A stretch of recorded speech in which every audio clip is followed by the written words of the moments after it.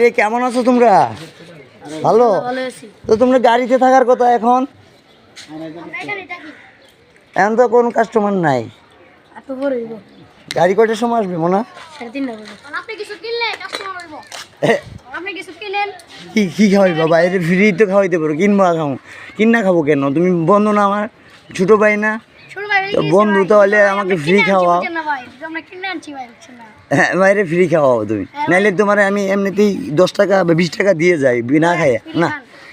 ভাই বড়ির আচার যেটি মানে একদম ইয়ে থেকে রাঙামাটি থেকে নিয়ে আসে এটি পছন্দ করি। খোলামেলায় মাছি বইতেছে ভাই, খামো কি কও তুমি? মোবাইলটা হরার মানুষ দেখলে তো মাছি দেখলে তো আর হাইতো না। ওকে আচ্ছা, মোবাইলটা সরাই ফেললাম। আমার খুবই আন্তরিক ছোটো ভাই, ব্যবসা করে এখনই সংসার চালায়, ব্যাপারটা সিম্পল।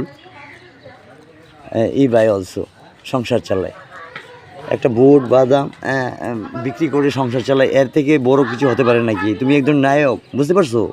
Okay, thank you.